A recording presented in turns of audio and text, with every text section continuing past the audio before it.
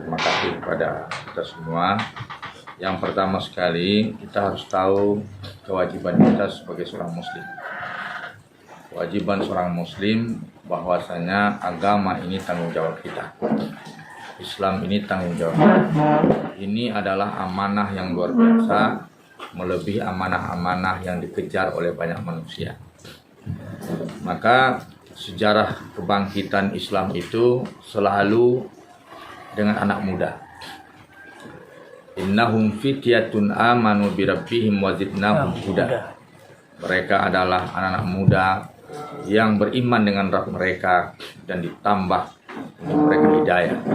Ini ayat yang tadi pagi diputar di saat kita akan bangun sebelum subuh. Itu ayat yang saya dengar tadi di surah Al-Kahfi. Maka anak muda adalah punya peran penting dalam sejarah hidayah. Nabi-nabi itu semuanya anak muda. Rasulullah diangkat dari nabi itu di umur 40 tahun. Pengikutnya semuanya anak muda. Islam ini ditentang oleh kaum tua. Karena yang tertua waktu itu Nabi dengan Abu Bakar. Selebihnya di bawah Nabi. Umar masih muda, Ali masih remaja. Semuanya anak muda. Jadi Islam itu paling tua ketika Nabi umur 40 tahun. Berarti pengikut Nabi itu muda-muda semua. Maka gerakan Islam pertama itu anak muda. Maka ada Mus'ab bin Umair. Kemudian tidak hanya di zaman Nabi. Di zaman berikutnya sejarah-sejarah Islam diukir oleh anak muda. Yang membuka kawasan India itu Muhammad Al-Qasim. Dia memimpin perang di umur 17 tahun. Berpuluh-puluh tahun dia perang dengan puluhan kerajaan di India. Maka semua India ditaklukkan jadi Islam, wilayah Islam. Itu oleh Muhammad Al-Qasim di umur 17 tahun dia mulai. Anak muda. Kemudian Salahuddin Al-Ayyubi anak muda. Pembuka Tariq bin Ziyad anak muda. Kemudian Muhammad Al-Fatih itu anak muda. Itu umurnya sekitar 23, sekitar 20 tahun, 17 tahun sampai 23 tahun. Itu umur para pemimpin yang membebaskan dunia-dunia ini sampai ke Eropa. Sampai Islam ini berkuasa 2 kali, ibu kotanya di Arab, 2 kali di Eropa. Jadi Islam ini harus kita banggakan. 2 kali pertama adalah di Madinah, kali kedua pindah ke Baghdad, kemudian ketiga ke Spanyol, kemudian yang keempat ke Istanbul. Istanbul Spanyol itu Eropa. Sampai sekarang alhamdulillah Erdogan kembali muncul semenjak dia masih muda jadi wali kota. Jadi Islam muncul itu Erdogan masih muda, dia wali kota yang sukses membangun ekonomi yang terpuruk di Istanbul. Jadi penemu-penemu, antum tahu penemu pesawat itu Ibnu Firnas, anak muda. Dan tokoh-tokoh ada semua sains dan teknologi ini anak muda. Nah untuk itu anak muda Islam ini sama saja nilainya. Maupun antum orang yang ada di Arab maupun di Indonesia. Sama, anak muda, pejuang, walaupun dia orang Asia maupun dia orang Arab, sama. Betapa banyak ceramah-ceramah ulama-ulama besar dunia membanggakan Indonesia. Kalau antum dengar, paham ceramahnya, mereka bangga dengan Indonesia. Wilayah Islam terbesar, wilayah Muslim terbesar itu Indonesia. Bahkan ada yang memprediksi, saya sebelum pulang, kata Dr. Khalid, dia orang orang Turki, dia pengen ikut ke Indonesia. Tapi ketika itu dia pesan, dulu kami Turki telah berbuat untuk Islam dengan kekhalifahan. Sekarang giliran kalian di Indonesia, karena kalian negara Islam terbesar. Maka Syarifi membanggakan Indonesia. Masyayikh yang banyak, syekh yang banyak itu dalam khutbah-khutbahnya, kalau bicara dunia Islam pasti dia membicarakan Indonesia. Kenapa? Karena Indonesia luar biasa. Tapi sidang iman rahmat Allah, anak muda, kita kadang-kadang tidak percaya diri. Kita cukup dengan menuntut ilmu saja. Dari situ semuanya akan tampak sama kita peta dunia ini. Maka ayat pertama turun itu Iqra, baca. Gerakan pertama harus gerakan membaca. Karena tidak ada perubahan tanpa membaca. Kemudian Al-Qalam, tuliskan. Sebarkan tulisan Anda tentang Islam, dakwah tulisan. Ya. Kemudian kita berjamaah. Nah, perkara Majelis Mujahidin itu bukan perkara kelompok. Kita menamakan saja Mujahidin. Tapi hakikatnya adalah generasi terbaik yang ditulis namanya di Quran. Apa itu? Lihat nanti Al-Maidah 54. Al-Maidah 54. Ya, dalam Al-Maidah 54, mayartadda minkum an dini, siapa yang berpaling dari agamanya, murtad. Fasaufa ya'tillahu biqaumin, akan didatangkan suatu generasi. Yuhibbuhum wa yuhibbuna. Allah mencintai mereka, mereka juga mencintai Allah. Jadi generasi yang cinta Allah. Terus azillatin 'alal mu'minin, dia lembut, sayang, cinta sama orang beriman. Aizzatin 'alal kafirin, berwibawa di hadapan orang kafir. Tegas berwibawa. Sekarang ada enggak wibawa umat Islam di hadapan orang kafir?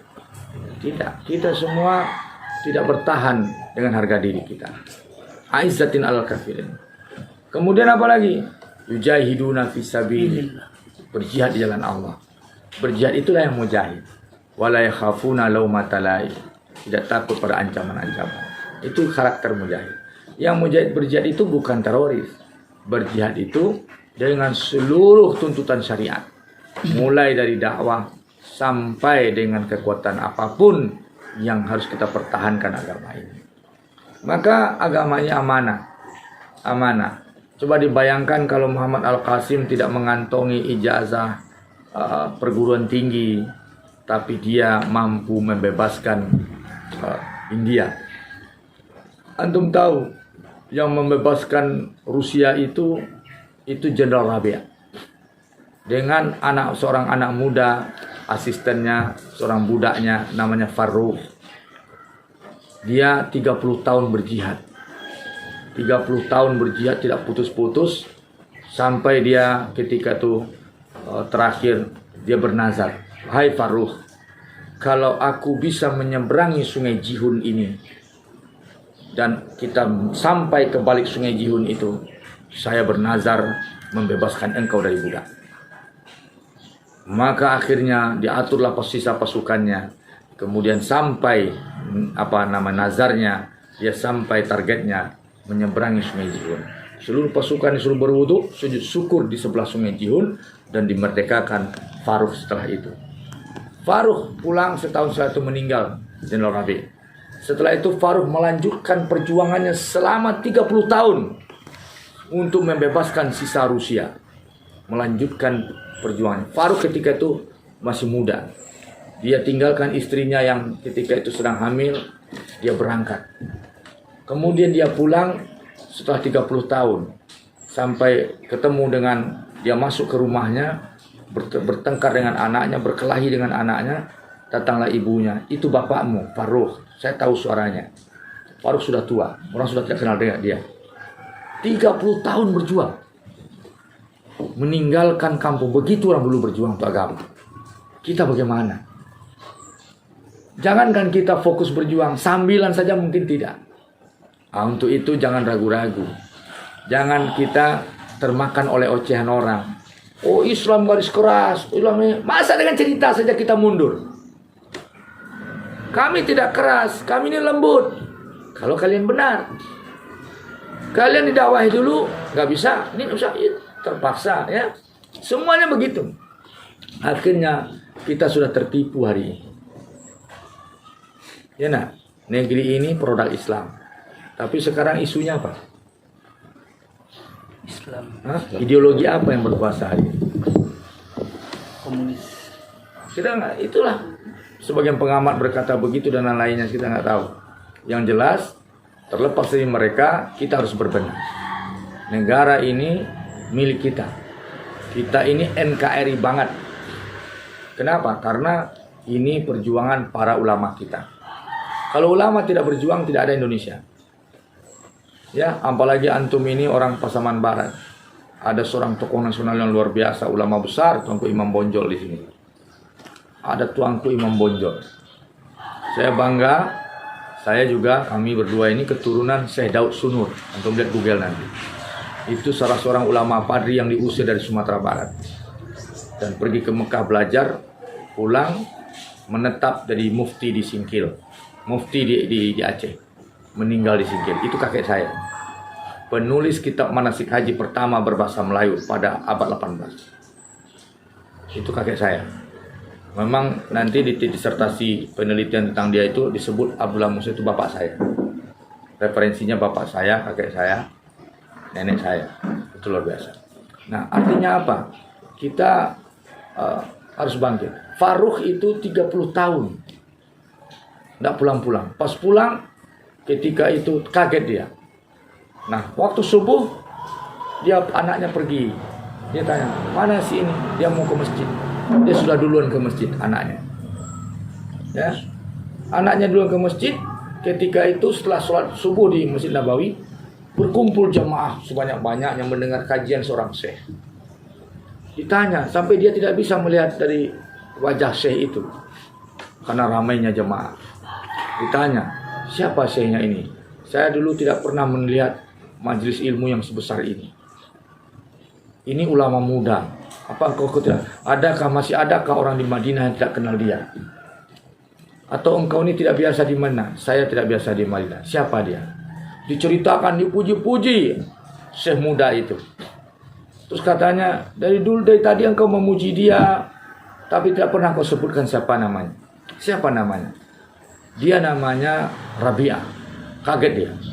Dia tanya pada istrinya malam baru datang, nama anaknya Rabi'ah. Tapi kami menggelarkan dia Rabi'atul Ra'i. Di majelisnya belajar Malik bin Anas. Di majelisnya belajar ada Said bin Musayyab. Di majelisnya banyak ulama tabi'in belajar. Les bin Sa'ad.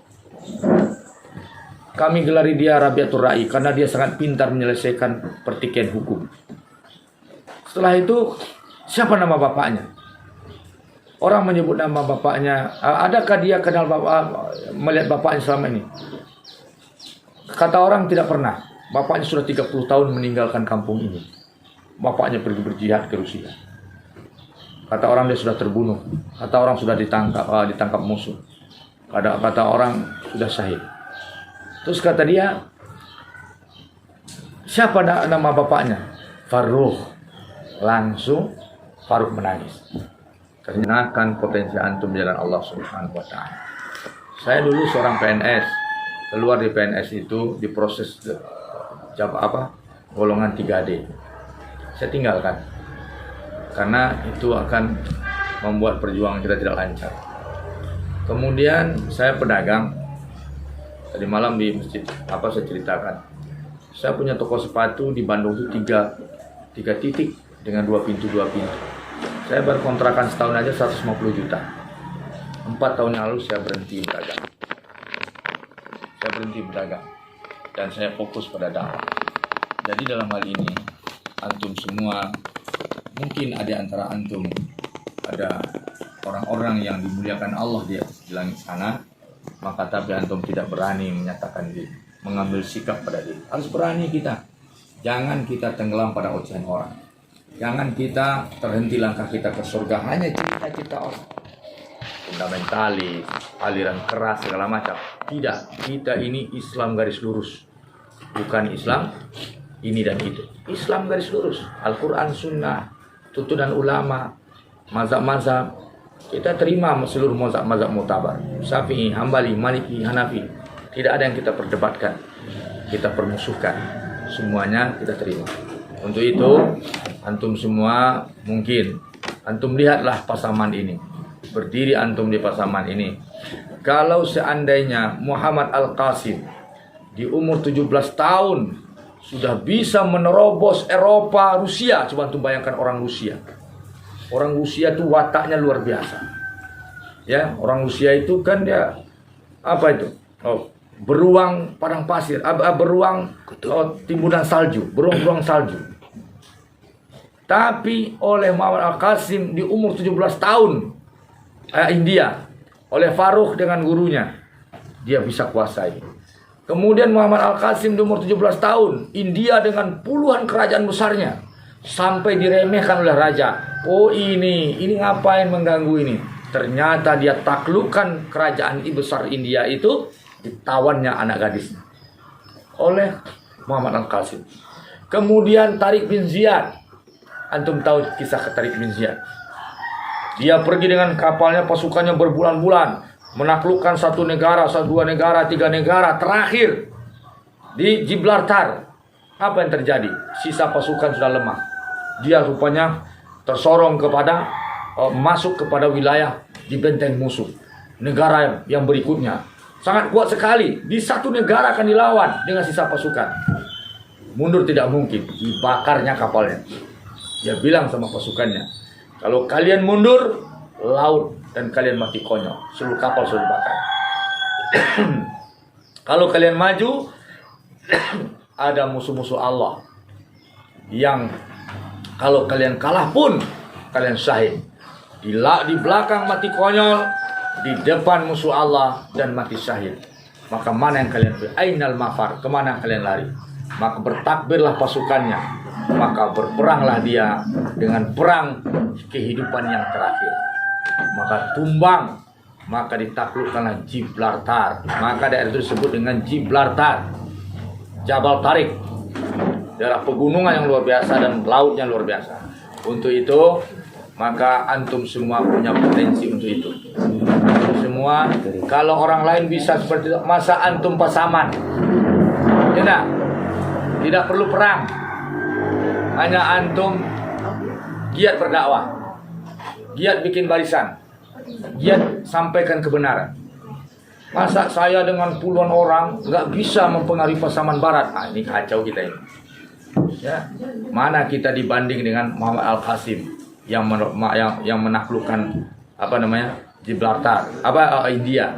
Nah, untuk itu semoga Allah jadikan antum semua, yaitu seperti yang dikatakan oleh Allah, innahum fityatun amanu bi rabbihim wa zidnahum huda. Tahu antum siapa mereka itu? Pemuda-pemuda itu. Dia itu pangeran-pangeran, calon pewaris kerajaan, calon menteri. Itu putra mahkota yang ketika dia terbongkar keimanannya, ketika disuruh melakukan ritual kerajaan, melakukan penyembelihan, ketika itu satu orang tidak mau. Kenapa? Karena Allah melarangnya. Tahu dia beriman. Yang satu orang yang masing-masing menyembunyikan imannya, tidak kenal. Ternyata muncul satu lagi sama. Ternyata mereka itu ada sekian orang. Ditangkap, diberikan tawaran, kalau kamu keluar, rujuk, mundur dari perjuangan agamamu, maka kerajaan untukmu. Tapi jika kau tidak mau, hukuman mati. Akhirnya mereka pilih hukuman mati. Tapi ada pihak keluarganya tidak tega melihat mereka dihukum gantung, dibunuh, dilepaskan tengah malam. Maka berangkatlah mereka bersembunyi ke gua Kahfi. Maka tahukah Anda, dari istana yang mewah ke goa demi sebuah iman. Dari jabatan putra mahkota kepada orang yang tidak punya jabatan dalam goa di tengah hutan demi sebuah iman. Maka Allah berikan kelebihan, ditidurkan 300 tahun lebih. Ternyata raja-raja zalim sudah meninggal. Bukan hanya meninggal, sudah 300 tahun jadi tengkorak. Yang dia dibangunkan Allah kembali. Maka apapun keadaan antum, walaupun sudah jadi tulang, jika niat antum untuk membela agama, maka Allah akan tetap menghidupkan antum. Ya, Allah akan tetap menghidupkan antum. Itu gambaran seorang pejuang itu akan terus dihidupkan oleh Allah. Akan dihidupkan, minimal semangatnya. Imam Bonjol. Coba minimal semangatnya kita ingat, kita bangga di orang Sumatera Barat. Ketika Sumatera Barat dihina oleh Said Akil Siraj, saya bantah dengan Imam Bonjol. Kita bantah, dituduhnya Imam Bonjol membawa paham Wahabi dan segala macam. Maka artinya apa? Tahu antum, kita Sumatera Barat disegani hari ini. Fadlizon, mohon maaf, beberapa orang tokoh nasional mengutus orang pada saya untuk meminta statement. Saya bilang masalahnya sudah banyak statement. Sumbar itu barometer. Sumbar itu barometer. Maka kita orang Sumbar ini cerdas. Kita orang Sumbar ini hikmah.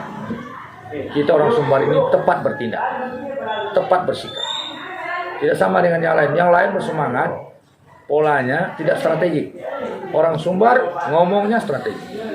Kita bilang pernyataan di DPRD Sumbar, suruh si Fulan turun, ingat tuh?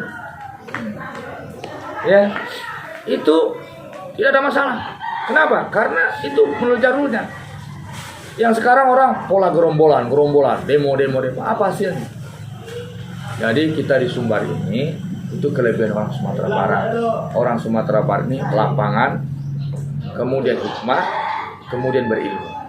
Makanya diplomat kemerdekaan itu Haji Agus Salim, kemudian Buya Nasir, kita ini antum sudah menang. Di kemerdekaan kita yang berperan. Setelah kemerdekaan, jadi bisa antum katakan Indonesia seperti ini setelah kalian singkirkan orang Sumatera Barat. Ya nah, coba diakui 80% pembuat perancang kemerdekaan ini orang Sumatera Barat. Pahlawan nasional Sumatera Barat terbanyak. Coba antum tahu ketika sidang BPUPKI berapa? Sumbar. 80% desainer negara ini Sumbar. Tapi setelah kemerdekaan, kita diwaspadai. Akibatnya saya kaget. Sebulan yang lalu di Jogja saya temui Amir Mujahidin, seorang tokoh, Dr. Andes Muhammad Talib, penulis terkenal. Dia banyak bukunya bestseller dan diakui sejak zaman Soeharto dia seorang yang disukai. Apa katanya? Dia sering ketemu sama M. Nasir. Dia orang Jogja ini. Sepintar apapun orang Sumatera Barat tidak akan pernah didukung Jawa. Sebodoh apapun orang Jawa pasti akan didukung oleh mereka. Ya. Artinya kalaupun ada di antara kita suku Jawa, ini maksudnya Jawa secara politik. Secara politik. Makanya coba antum lihat. Soeharto orang mana? Jawa. Solo. Jokowi? Solo. Nah. Kemudian Gus Dur? Jawa Timur. Cuma satu orang Sumatera Barat. Tapi masalah pula perempuan. Dwi Tanjung. Bukan. Yang jadi presiden. Megawati itu orang Sumatera Barat. Puan Maharani itu orang Sumatera Barat. Nah, jadi dalam hal ini artinya apa? Kenapa Sumatera Barat jadi tokoh kemerdekaan? Apakah karena ilmu politiknya? Tidak. Karena keagamisan orang Sumatera Barat. Yang mempengaruhi pola pikir Sumatera Barat adalah Islam. Jadi merancang Indonesia itu Islam. Kan tokoh Sumatera Barat itu tokoh Islamnya, ya nah, tokoh Islamnya. Wakil presiden sudah selesai. Untuk itu mungkin antum lakukan apa yang mesti antum lakukan demi kebaikan. Jadilah pemuda-pemuda yang menyambut estafeta perjuangan para ulama yang sebelumnya. Ya, semua antum berpotensi jadi ulama. Jadi ulama itu jangan pula antum kira banyak kok. Abu Hurairah itu masuk Islam sudah tua. Tapi dia bisa menghafal hadis sebanyak-banyaknya. Pencatat hadis terbanyak. Ya, dan dia luar biasa. Jadi tidak ada halangan umur. Yang penting ada semangat untuk membela Islam. Ya, itulah kewajiban kita agar Islam jaya di zaman kita. Dan antum, Ustadz, kami ini kan jauh dari pusat provinsi. Antum tahu Imam Bonjol itu kan di kampung antum. Enak. Yang terkenalnya di mana? Di Sumatera Barat apa Indonesia? Indonesia. Sampai ke Belanda terkenal dia itu. Padahal orang kampung dia kan. Imam Bonjol itu orang kampung. Sampai sekarang kalau kita ke Bonjol masih kampung juga. Nah, jadi tidak ada halangan. Tokoh itu lahir, jangan antum kira tokoh itu lahir di kota. Tidak banyak. Kalau tokoh politik, banyak lahir di kota. Ya, nah. Tapi kalau tokoh pejuang, banyak lahir dari desa. Nah itu dia. Antum tahu, lihat peta sejarah. Tokoh politik, banyak lahir tukang olah ini. Tidak, dari kota. Ini kicau serang kampung. Nah, kalau tokoh pejuang, lahirnya Di desa. di kampung-kampung. Nah itu. Maka tokoh ulama insya Allah akan lahir dari manapun. Jadi saya support agar tadi malam saya ceritakan dengan Diki juga, sampaikan kepada Bupati ini, kemudian perbanyak pesantren di Pasaman Barat. Perbanyak pesantren di Pasaman Barat. Minimal setiap masjid itu ngumpul 10 masjid, bikin persatuan, bikin satu rumah tahfiz bersama. Kalau 10 masjid membentuk satu rumah tahfiz, tidak bisa, ke pengurus sajinya apa karuan loh. Nah, jadi nggak bisa setiap masjid pakai tahfiz. Sebenarnya gampang saja. Kan ada MDA. Tinggal menambah program tahfiznya. Kalau sudah begitu nanti insya Allah luar biasa. Berapa jumlah masjid di masjid ini benteng terakhir kita. Maka aktivis masjid penting. Saya sudah bilang berkali-kali. 900.000 masjid di Sumatera di Indonesia ini. Kalau setiap Jumat nyumbang 100.000 saja, itu sudah 90 miliar setiap Jumat. Kalau 90 miliar setiap Jumat, kita bisa beli pabrik satu setiap Jumat. Masya Allah. Dan kemudian 4 Jumat sebulan, 4 pabrik. Setahun, 48 pabrik. 10 tahun, 5 tahun, ini nih, kita merdeka sudah berapa tahun? Tambah hancur apa tambah kaya? Hancur. Hutang 6.300 triliun. Saya bilang sama Pak Muzani di Palembang ketika Rasul di Palembang ketemu dia. Bilang sama Bapak Presiden, Pak Muzani kan wakil ketua MPR, dia timnya Presiden juga. Saya bilang sama Pak Presiden, kalau Pak Presiden nggak mampu bayar hutang, serahkan pada umat Islam. Umat Islam akan bayar hutang negara. Tapi ada syaratnya, kompensasinya. Ya, tolong sikapi umat Islam dengan baik. Kedua, kompensasinya syariat. Karena tidak bisa kita meminta infak pada umat kalau negara tidak bersyariat. Nah, jadi kita lihat mampu nggak kaum nasionalis bayar hutang? Cobalah tanya saya nanti. 6.300 triliun cetak uang untuk bayarnya. Kalau ketahuan oleh Persatuan Pembangunan diprotes nanti, ambruk negara. Tidak lama. Kalau Bank Dunia, Persatuan Bangsa Dunia protes, ya. Nah, jadi untuk itu, kita harus cerdas membangun gerakan, ya. Cuma untuk lihat tadi, kalau 1 tahun kita punya 50 pabrik, 5 tahun 250 pabrik. Kaya kita apa miskin? Ya. Kaya kita ini. Maka satukan saja masjid sekitar, bikin komunitas masjid, persatuan masjid kecamatan ini, persatuan masjid kabupaten ini. Sudah, kita ngumpul rapat pengurus masjid satu kecamatan. Masjid Anda bisa berapa? Kita bikin bersama rumah tahfiz. Bikin akta yayasan. Seluruh pengurus masjid mewakili sebagai pendiri.